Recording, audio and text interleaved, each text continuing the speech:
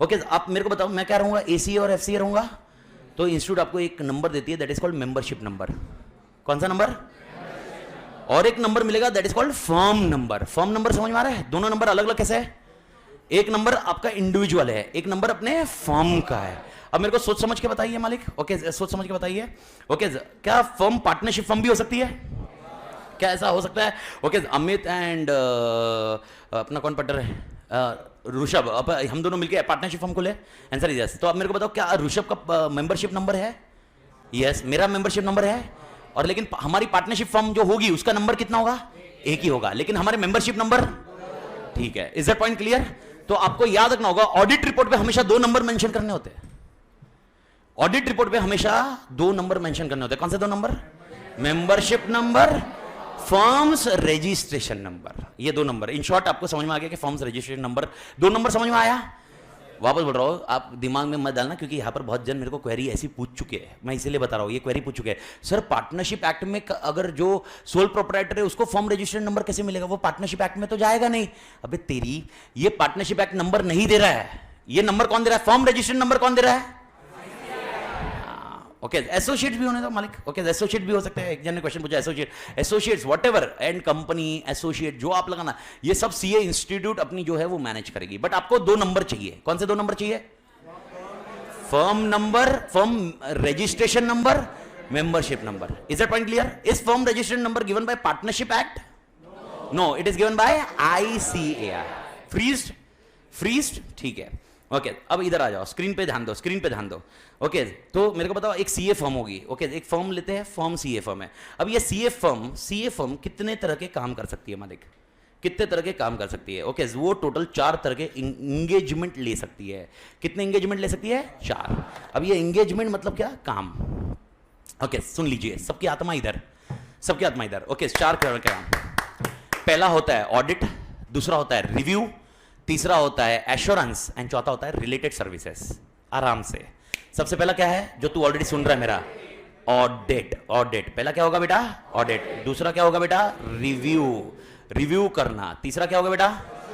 Assurance करना, assurance देना। तो चौथा क्या होगा बेटा?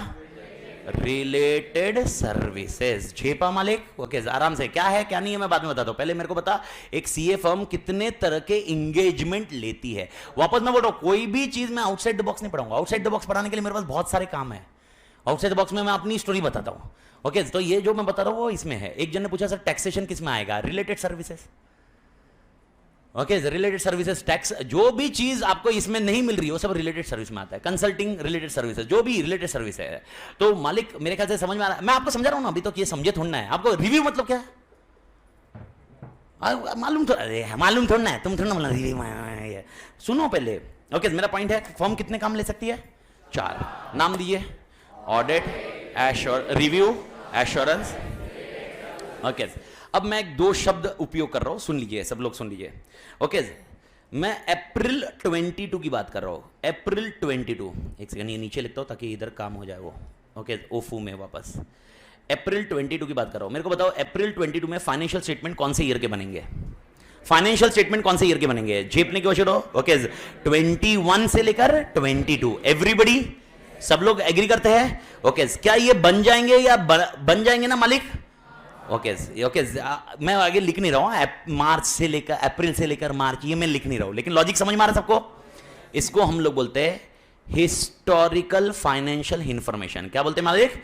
Historical financial historical financial information. What is meaning of historical? Historical history हो चुका है historical financial information. Is that point clear? Is that clear सब लोग? ऑडिट और रिव्यू हमेशा हिस्टोरिकल फाइनेंशियल इंफॉर्मेशन का ही होता है।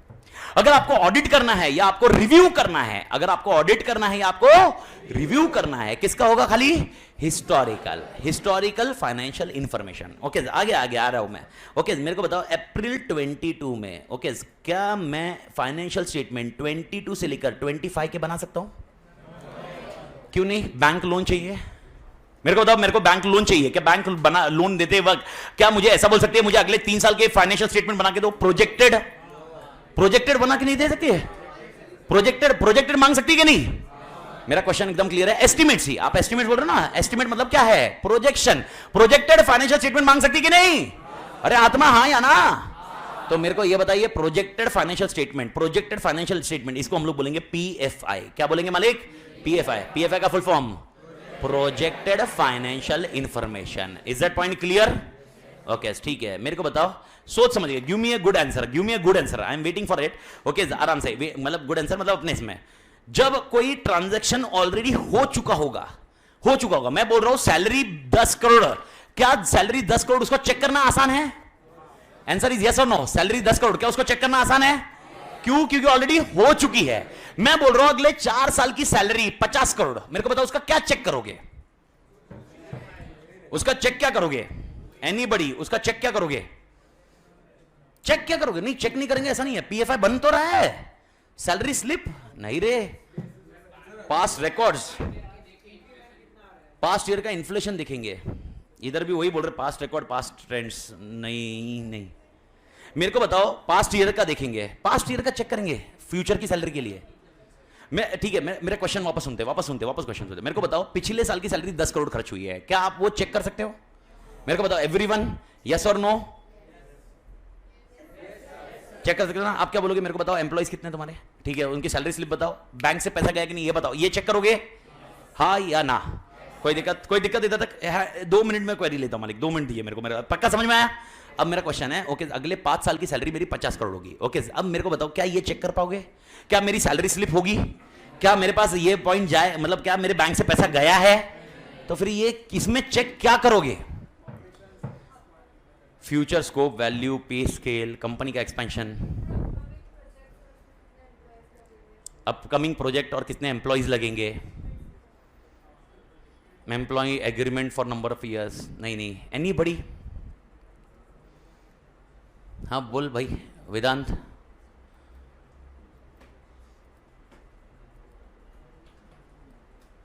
बोल। हाँ सर, प्रोजेक्टेड प्रोडक्शन और सेल्स का जो हम लोग ये करेगा, क्योंकि वो वेरिएबल है ना सैलरी। तेरा आवाज आएगा क्या? बोला हुआ 2 मिनट, शायद इधर वॉल्यूम इन्होंने कम रखा हुआ है। एक जन को और एक पूछता हूँ मैं, एक जन को तो ऐसे वॉल्यूम मालूम पड़ेगा। स्पीकर पे वॉल्यूम है? स्पीकर पे वॉल्यूम है कुछ भी? ये फेंकाड़िया है? हाँ कम किया है क्या? उदित क्या तेरे को क्या लग रहा है? यस सर, मुझे ये लग रहा है कि एक बार ये देखेंगे अभी और कितने एम्प्लॉइज हम आगे वैकेंसी के स्कोप है, लाइक सर अभी कितने नहीं। एनीबडी? Yes punter. ऑडिट में बोल ही नहीं रहा हूं ना, पर कुछ चेक करना है, मैं बोल रहा हूं चेक करना है, ऑडिट करना है। ऑडिट हो सकता है क्या? ऑडिट हो सकता है, ये तो कल ही बताया ना मैंने। अरे भूल गए क्या? अरे ऑडिट हो ही नहीं सकता उसका, पर दूसरा कुछ तो काम मिलेगा उसको। अब मेरे को बताओ, बैंक क्या बोलेगी? मेरे को बताओ, अगर मेरे को बैंक ने लोन मांगा है मुझे, ओके मैंने लोन, बैंक ने क्यों लोन मांगा मुझसे? गरीब आदमी है मैं बैंक के पास गया लोन मांगने, ओके मेरे को बताओ, बैंक प्रोजेक्शन मांग रही है ना मैं से, मैं प्रोजेक्शन ऐसे ही दे दूंगा, बैंक क्या उस पर रिलाई कर लेगी? बैंक बोलेगी सीए से कुछ करके ला, साइन करके ला सीए से, यही तो बोले, तब बैंक रिलाई करेगी ना, क्योंकि बैंक किस पर रिलाई कर रही है? सीए। तो अब मेरा क्वेश्चन है, तू क्या करेगा उसका मैं डिस्कशन नहीं है, पर वो मैं इन शॉर्ट जो भी होगी सर्विसेज वो देखते हैं अपन, पर टू द एक्सटेंट तू उसमें क्या चेक कर पाएगा? एक एडिशनल आंसर यस पंडर, basis of estimates. Perfect, basis of estimates. Okay मेरे ख्याल से ओके शायद आपको समझ में आ रहा हो बेसिस ऑफ एस्टिमेट्स मतलब क्या? एजम्पशंस। मेरा क्वेश्चन ये है, क्या सब लोग को लगता है सैलरी जो बनाई होगी, सबने आपने बोला पास्ट एक्सपीरियंस या जो भी है सब ट्रेंड के ऊपर सैलरी बनाई होगी, ओके वो क्या है? It is basically assumptions. क्या होता है? अजम्पशंस। यानी इसमें क्या चेक करोगे? इसमें क्या चेक करोगे? सैलरी चेक करोगे या अजम्पशन चेक करोगे? अजम्पशन। एजम्पशन जिसमें चेक करना होता है उसको बोलते हैं एश्योरेंस सर्विसेज। कौन सी सर्विसेज? एश्योरेंस। मैं एश्योर करता हूं कि इन्होंने जो एजम्पशन लिए है वो सही है, एजम्पशन जो उनके रिलेटेड सही है। अबे यार हो सकता है कल डूब जाए कंपनी, अबे मेरे गले आ जाएगा, बैंक मेरे से पैसे मांगेगा, अरे इसीलिए उसमें अपन ऑडिट नहीं कर सकते हैं, रिव्यू नहीं कर सकते हैं, बट हम लोग उसमें क्या दे सकते हैं? एश्योरेंस। और मैं एश्योरेंस में क्या दूंगा मालूम है क्या? मैं लिखूंगा ऐसा बकायदा कि भाई यहां पर इन्होंने जो एजम्पशन लिए है ये इनके पास्ट ट्रेंड के साथ मैच होते हैं। मैं नहीं बोल रहा एजम्पशन वैलिड है कि नहीं है, पर इनके एजम्पशन पास्ट टेंस के साथ मैच होते हैं। झेप रहे क्या मालिक? कौन सी सर्विस बोलते हैं इसको? एश्योरेंस। ओके, अब आते हैं मेरे ख्याल से झेपा मालिक। तो सबसे पहला ऑडिट करना। अब क्वेश्चन है ऑडिट किसका होगा? ऑडिट किसका होगा? एचएफआई या पीएफआई? एचएफआई का। ओके, ये होगा। और रिव्यू किसका होगा? एचएफआई। अब एक छोटा सा पॉइंट है सर, ऑडिट और रिव्यू में फर्क क्या होता है? ओके, बस मैं आपको इन शॉर्ट ये समझा दूं। ऑडिट में टोटल अपने पास अगर मैं देखा जाए टोटल अपने सिलेबस में नहीं है, इंटर के सिलेबस में नहीं है, फाइनल में आने के बाद सारे के सारे 38 स्टैंडर्ड्स है, 2 प्लस माइनस आगे पीछे होते हैं, पर 38 स्टैंडर्ड्स है टोटल। कितने इसमें कितने स्टैंडर्ड्स है? 38 भी है, 45 तक भी जाते हैं वो। ओके, वो एप्लीकेबिलिटी के ऊपर है, पर ठीक है, अपन ये लॉजिक लगाते हैं, मिनिमम बेयर मिनिमम कितने हैं? 38। ओके, और रिव्यू में सिर्फ 2 स्टैंडर्ड है। मतलब किसका काम ज्यादा है? ऑडिट। किसका काम कम है? तो रिव्यू। अब रिव्यू और ऑडिट में क्या फर्क होता है? ऑडिट में अपना ऑब्जेक्टिव क्या है? ऑलरेडी अपन ने डिस्कस कर लिया है, to obtain reasonable assurance that financial statement are free from material misstatement. ये अपने को देना है ऑडिट में। रिव्यू में सिर्फ मैं ना गो थ्रू करूंगा। रिव्यू में है ना, मेरा जो ऑडिट का स्कोप है ना, उसका एक लिमिटेड स्कोप होगा। That's it. Okay, review is only overview. Review is only overview. तो अभी क्वेश्चन आता है सर, रिव्यू करवाना जरूरी है? रिव्यू करवाना जरूरी है? रिव्यू करवाना जरूरी है? Answer is depends on legal requirement. अगर लीगल रिक्वायरमेंट है तो रिव्यू। पता नहीं किसी ने सुना है क्या ऐसा? कोई है इधर सुना, ऐसा सुना हुआ है किसी ने कि लिमिटेड रिव्यू एलआर? कभी सुना है किसी ने? लिमिटेड रिव्यू किसी ने भी नहीं सुना? अंदरी ब्रांच कोई सुना नहीं भाई? किसी ने भी सुना नहीं? तुम लोग में सुना नहीं? ओके, तुमने कभी सुना है किसी के? कल एक पंटर ने किसने बोला था, मैं चेहरा आगे पीछे हो गया, इधर पंटर, ये इधर आया, इसने बोला था कल क्वार्टरली रिजल्ट्स, कुछ याद है? क्वार्टरली रिजल्ट्स, क्या क्वार्टरली रिजल्ट्स कंपनी के पब्लिश होते हैं? ऐसा भी सुना है आपने? कुछ मालूम है ऐसा क्वार्टरली रिजल्ट्स पब्लिश होते हैं? ऐसा सुना होगा, बाई चांस सुना हो, नहीं सुना हो, आई डोंट नो। ओके, उसको हम लोग बोलते हैं लिमिटेड रिव्यू। हर क्वार्टर के आपके फाइनेंशियल स्टेटमेंट दिया जाता है। अब मेरे को बताओ, अगर इन्फोसिस का इस क्वार्टर का स्टेटमेंट आएगा, जब पब्लिक को जाएगा, क्या डायरेक्टली जाएगा वो? नहीं। ओके, तो मेरे को बताओ, जून के क्वार्टर का जो स्टेटमेंट पब्लिक के पास जाएगा, वो क्या होके जाएगा? रिव्यू, क्योंकि तो ऑडिट नहीं होगा उसका। ऑडिट झेप रहा है क्या मालिक? फिर उसका क्या होगा? रिव्यू, क्योंकि कितने महीने का हुआ? 3 महीने। और ऑडिट कभी भी 3 महीने का नहीं होता बेटा, साल का होता है। I do think you are getting the concept. अरे हाँ। ओके, तो रिव्यू समझ में आया? रिव्यू समझ में आ गया? परफेक्ट। रिव्यू समझ में आया मालिक? तो रिव्यू तो कब होता है रिव्यू? मेरे को बताओ। क्वार्टर एग्जांपल दो। क्वार्टरली मतलब क्या? जून, सितंबर, दिसंबर, मार्च में रिव्यू भी हो सकता है, ऑडिट भी हो सकता है। अपने को जरूरी है आज एंड ऑफ द लेक्चर में आए या कल आए, आइदर ऑफ इट, पर ये पॉइंट आपको क्लियर होना चाहिए, फिर इसके ऊपर कोई डाउट नहीं करेगा मालिक। ओके, मेरे ख्याल से क्लियर मालिक। क्या जून में ऑडिट होता है? ऑडिट होता होगा, रिपोर्ट नहीं आती। समझ में आया? ऑडिट होता होगा, रिपोर्ट कब आएगी? ऑडिट की रिपोर्ट कब आएगी? साल में एक बार। लेकिन रिव्यू की रिपोर्ट कितनी बार आएगी? डिपेंड्स है। ओके, अब डिपेंड्स है, मैं समझा रहा हूं। आखिरी पढ़ाओ, आखिरी पॉइंट, सब लोग का ध्यान इधर। ओके, अगर एग्जांपल बोल रहा हूं, ऋषभ की कंपनी है और मैं ऑडिटर हूं, सबकी आत्मा इधर, ऋषभ की कंपनी है, ये मैं वापस समझाने वाला नहीं हूं, मैं पहले क्लियर कर दूं, क्योंकि ये पूरा सिलेबस में ज्यादा नहीं है, सिर्फ एक ही बार है। तो एक ही बार है तो अपन अभी क्लियर कर रहे हैं, और जब वो कंटेंट आएगा तो उस टाइम पे आपको क्लियर हो जाना चाहिए, अच्छा होगा। ओके, तो अगर ऋषभ की कंपनी है, उसका मैं कौन हूं? ऑडिटर। और ऋषभ मुझे ही रिव्यूअर अपॉइंट करता है। ऋषभ बोलता है ऑडिटर तू ही मेरे रिव्यू कर। क्या बोला ऋषभ ने? ऑडिटर तू ही मेरे रिव्यू कर, फाइनेंशियल स्टेटमेंट को तू ही रिव्यू कर। यानी मेरे को बताओ, जून के क्वार्टर का रिपोर्ट कौन देगा? मैं ही दूंगा। ओके, सितंबर को कौन देगा? मैं ही दूंगा। ओके, दिसंबर को कौन देगा? मैं ही दूंगा। तो मार्च में मैं 2 रिपोर्ट नहीं दूंगा, फिर मैं एक ही रहेगी। वो कौन सी रिपोर्ट रहेगी? Audit report. तो मतलब मैं अगर ऋषभ का ऑडिटर प्लस रिव्यूअर, क्या बोला मैंने? मैं ऋषभ का कौन हूं? Auditor plus reviewer. तो मेरे को बताओ मेरी रिपोर्ट कैसी जाएगी? मेरी टोटल रिपोर्ट्स कितनी जाएगी? Total reports 4। कौन सी? 3 review reports and 1 audit reports. और 3 रिव्यू रिपोर्ट हर क्वार्टर में जाएगी, और ऑडिट रिपोर्ट, क्योंकि रिव्यू जरूरत ही नहीं है ना तभी, क्योंकि तभी मेरा कौन सा जा रहा है? Audit. Is that point clear? ठीक है। ओके, ऋषभ ने बोला अमित तातेड़, ओके तू ऑडिटर है, तू ऑडिटर ही रहे, मेरे को तेरे को रिव्यूअर नहीं बनाना है। ठीक है, तो सर इसने रिव्यूअर किसको बना दिया? इसने रिव्यूअर बना दिया एक पंडर को, एक एग्जांपल उदित को बना दिया। कल वो बार वाला कौन था? उदित ही था ना? उदित बार वाला, हाँ उदित था बार वाला, बढ़िया आदमी था ये भी, बार ऑडिट करना है इसको। तो इसने बोला भाई हम भी उसी लोगों से साथ मिलने चाहते हैं जो जिंदगी जीना चाहते हैं, ये अमित तातेड़ तो क्या है भाई, ये तो भाई क्लब वर्क से बाहर नहीं आ, ये तो बाहर मतलब ये है। तो भाई अमित तातेड़ को ऑडिटर बना दिया, बस खत्म है। हमें हमें अमित तातेड़ से ऑडिट ही करवाना है, रिव्यू नहीं करवाना है। तो उसने रिव्यूअर किसको अपॉइंट किया? उदित को। अब मेरा क्वेश्चन है, उदित कितनी रिपोर्ट देगा? नहीं, उदित सिर्फ साल में एक ही रिपोर्ट देगा। अगर ऑडिटर रिव्यूअर होता है, अगर ऑडिटर रिव्यूअर होता है, कान खुले, ऑडिटर अगर रिव्यूअर होता है तो उसकी रिपोर्ट, मैं वापस बोल रहा हूं, क्या बोला मैंने? अगर ऑडिटर रिव्यूअर होता है तो उसकी रिपोर्ट 4 रहेगी, 3 रिव्यू 1 ऑडिट। लेकिन अगर तू रिव्यूअर है, तू कितनी रिपोर्ट देता? 1। और वो 1 कब आती है? मार्च।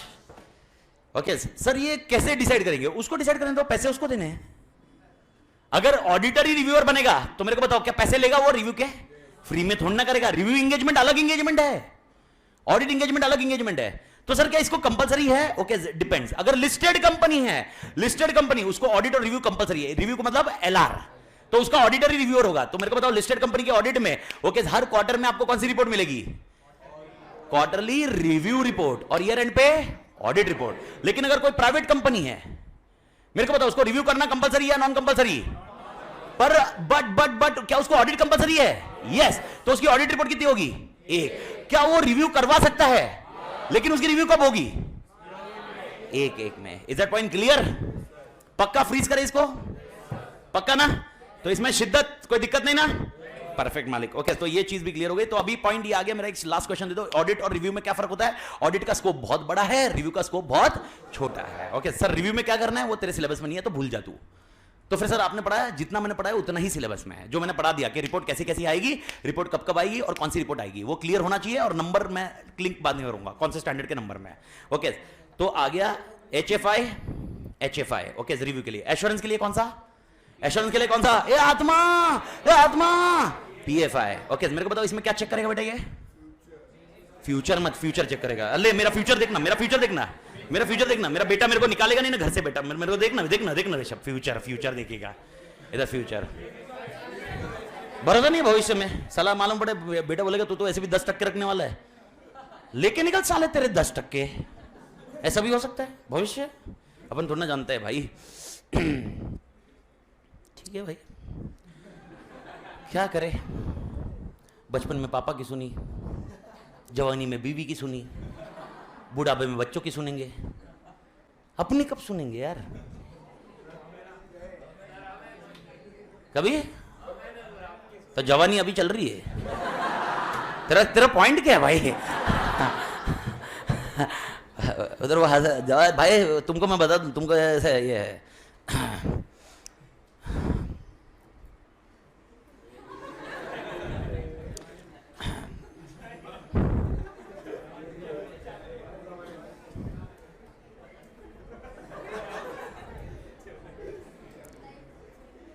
एश्योरेंस में हम लोग एस्टिमेट्स देखेंगे। क्या देखेंगे? एस्टिमेट्स। क्लियर ना? ठीक है, सुनिए सुनिए, मैं समझाता चलो। Okay please sir, private company please repeat review and audit वाला पॉइंट। श्रेया उसमें मतलब ऐसा कुछ रिपीट करने वाला नहीं है। मतलब प्राइवेट कंपनी में तुमको रिव्यू कंपलसरी नहीं है लॉ में, प्राइवेट कंपनी में ऑडिट कंपलसरी है।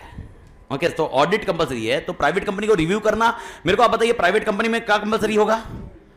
कंपलसरी क्या होगा? ऑडिट या रिव्यू? ऑडिट। रिव्यू कंपलसरी है क्या? नहीं। तो क्या उसको रिव्यू करना जरूरी है?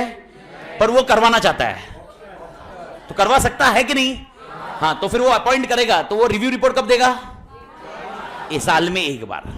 ओके और अभी आप बोलोगे सर ऐसा क्यों करना चाहता है? क्योंकि शायद उसको ऑडिटर पे उतना भरोसा नहीं हो रहा है। उसको ये देखना कि ऑडिटर का काम ओके बरोबर है कि नहीं। देखो at the end of the day auditor पे भी फेथ होना चाहिए। तो उसको लग रहा है कि भाई ऑडिटर एंड दूसरा रिव्यूअर, अगर ये दोनों की रिपोर्ट मैच हो गई तो हमारे लिए और कंक्लूडिंग पॉइंट हो सकता है ना, हमारे लिए काम बहुत अच्छे से हो सकता है। And that can be a criteria. तो ये रिपोर्ट ये होगा मेरे ख्याल से मालिक। क्लियर? ओके एश्योरेंस का काम हुआ। एक छोटा सा एग्जांपल मैं वापस दे रहा हूं एश्योरेंस केस में। ओके PFI केस में, और एक मैं आपको बता दूं, ओके जब ये PFI अपन करते हैं तो एस्टिमेशंस को डिस्कस मत करना, मतलब एजम्पशन इधर हम लोग इवैल्यूएट करते हैं। क्या इवैल्यूएट करते हैं बेटा? एजम्पशंस। तो एजम्पशन चेक करना, कॉन्सेप्ट ये रहेगा मालिक। एवरीबॉडी क्लियर मालिक? अरे हाँ या ना? ठीक है, एक क्वेश्चन आया, review will give 4 times quarterly result. Sir ये प्राइवेट कंपनी के रिव्यूअर में देखो एंगेजमेंट के ऊपर रहेगा। अगर प्राइवेट कंपनी का रिव्यूअर है तो वो 4 टाइम नहीं देगा। वो कितनी बार देगा? एक बार मैं आपको वापस बता दूं, ओके, रिव्यूअर के सिर्फ दो कॉन्सेप्ट याद रखो, दो तरह के रिव्यूअर है। पहला रिव्यूअर कौन? ऑडिटर। वो कितनी रिपोर्ट देगा? 4। कैसे? मतलब ऑडिट को अलग रखो, रिव्यू रिपोर्ट 3 ही देगा, खत्म scenario. Is that point clear? Okay. और अगर आपको सिर्फ रिव्यू का काम मिला, आप ऑडिटर नहीं हो, तो आपकी कितनी रिपोर्ट होगी? 1। सर मैं क्वार्टरली करवाना चाहता हूं, कर ले, लेकिन उसकी रिक्वायरमेंट ही नहीं है, तो क्यों करेगा तू? खर्चा क्यों करेगा? और तू बोलेगा फिर साल में एक बार करो, that's it, that is required and that is what exactly done. तो उसी तरह से स्टैंडर्ड है, सर आपको करवाना है 3 बार करवाइए, आपकी मर्जी, बट वो उसके लिए स्टैंडर्ड रेकमेंड नहीं करता, स्टैंडर्ड रेकमेंड नहीं करता, तो स्टैंडर्ड का रिकमेंडेशन नहीं है। ओके मेरे ख्याल से मालिक डन। कुशल भाई आते हैं अपन उस पॉइंट पे। ओके उस पॉइंट पे आता है, कुशल भाई का क्वेश्चन आया, ठीक है देखते हैं अपन इसको। ओके तोड़ मालिक। ओके अगला आता है रिलेटेड सर्विसेज।